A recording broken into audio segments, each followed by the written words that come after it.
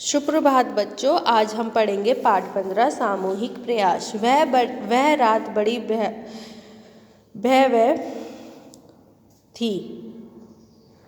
भयावह थी।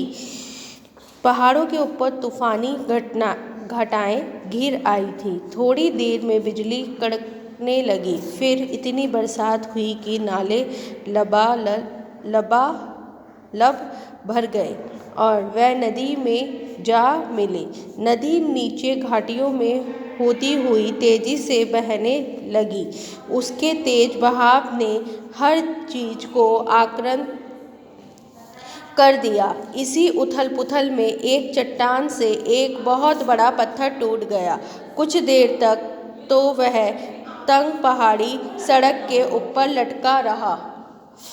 फिर एक भयानक आवाज करता हुआ सड़क के बीचों बीच आ गिरा। रात बीती, सुबह हुई। आकाश में चमकीला सूर्य निकला। ओस की बूंदें पेड़ों के पत्तों पर जगमगाने लगी। तभी गांव की ओर से एक छकड़ा आया। उसे नुकीले सींगों वाले 2 काले बैल खींच रहे थे। छकड़े के अंदर बैठा हुआ एक आदमी अपनी धुन में कोई पहाड़ी लोकगीत गा रहा था। वह एक पहाड़ी गांव का दुकानदार था जो अपनी दुकान का सामान खरीदने शहर जा रहा था। सड़क पर जहां बड़ा पत्थर पड़ा हुआ था वहां उसे अपना छकड़ा रोकना पड़ा। पत्थर ने पूरा रास्ता रोक रखा था। बाईं ओर नदी पूरे वेग से बह रही थी और दाईं ओर ऊंची चट्टान अपना सीना ताने खड़ी हुई थी। दुकानदार पहले तो बैठा सिर पकड़कर सोचता रहा कि क्या करे। फिर छकड़े से नीचे उतरकर पत्थर के पास गया।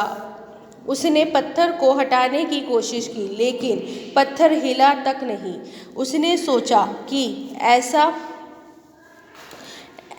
ऐसे आदमी की प्रतीक्षा करनी होगी जो मुझसे अधिक शक्तिशाली हो। यह सोचकर वह वहीं बैठ गया और एक लकड़ी उठाकर जमीन पर फूल पत्तियां बनाने लगा। थोड़ी देर बाद एक दूसरा छकड़ा वहां आ पहुंचा। उस पर ईंधन की लकड़ियां लदी हुई थी। लकड़ी वाले दुकानदार ने, अरे भाई, तुमने अपने छकड़ा इस सड़क के बीचों बीच क्यों खड़ा कर दिया है? इसे एक तरफ करो ताकि मैं निकल सकूं। मुझे जल्दी पहुंचना है। दुकानदार बोला, तुम्हें जल्दी है तो पहले आकर यह पत्थर हटाओ। लकड़ी वाले ने आश्चर्य से पूछा, कैसा पत्थर? दुकानदार ने कहा, यहाँ आओ और देखो, छकड़े के आगे पड़ा हुआ है।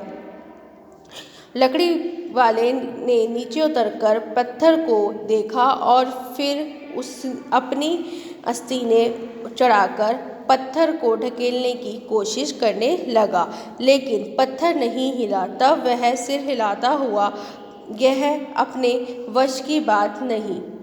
हमें किसी शक्तिशाली आदमी की प्रतीक्षा करनी होगी, वही रास्ता साफ करेगा। लकड़ी वाला दुकानदार के पास आकर बैठ गया।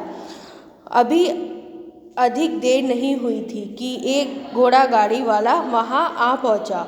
वह काफी बूढ़ा था। उसकी कमर झुकी हुई थी। वह काफी बेदर्दी से घोड़े पर चाबुक बरसा रहा था। जब उसे पता चला कि दोनों छकड़े वहां क्यों खड़े हुए हैं तो वह बड़बड़ाता हुआ अपनी गाड़ी से उतरा।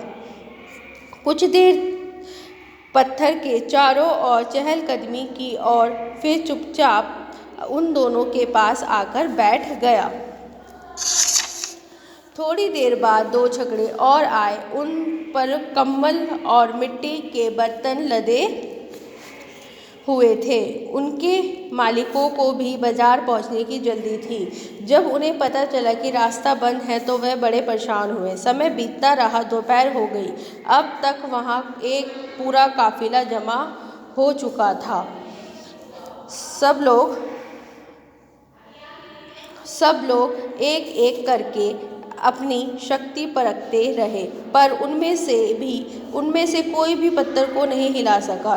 तभी गेरुए वस्त्र पहने एक सन्यासी उधर से गुजरे। आसपास के गांव के लोग उन्हें पहचानते थे, इसलिए सभी ने उन्हें श्रद्धापूर्वक प्रणाम किया। जब स्वामी जी ने उन्हें परेशान देखा तो उसका कारण पूछा। कारण पता चलने पर उन्होंने कहा, आप लोग अपनी बुद्धि का प्रयोग क्यों नहीं करते? तब उन लोगों में से एक ने कहा, महाराज, हमें बुद्धि की नहीं, शक्ति की आवश्यकता है। हम सब लोग इस पत्थर को हटाने की कोशिश कर चुके हैं, लेकिन यह टस से मस नहीं हुआ। इस पर सन्यासी थोड़ा मुस्कुराए और बोले, आप सब लोग मेरे साथ आओ। सब लोग सन्यासी के साथ हो लिए। फिर सब ने मिलकर जोर लगाया तो पत्थर लुढ़कता हुआ गहरे गड्ढे में जा गिरा और भयानक आवाज करता हुआ टुकड़े टुकड़े हो गए। उन सब लोगों ने इसे सन्यासी का चमत्कार समझा। तब सन्यासी ने उन्हें समझाया, चमत्कार तो हुआ है, लेकिन ये चमत्कार आपकी सम्मिलित शक्ति का है। अगर आप मिलकर जोर ना लगाते तो पत्थर को हटाया ना जा सकता। याद रखो, कोई भी बड़ा काम करने के लिए आपसी सहयोग की आवश्यकता होती है। बड़े और महान कार्य सामूहिक प्रयास से ही संभव होते हैं। सन्यासी की बात सुनकर उन लोगों को एक नया ज्ञान मिला और सन्यासी के प्रति उनकी श्रद्धा भी और भी बढ़ गई। I hope you all are understand. Read this chapter again and again. Thank you.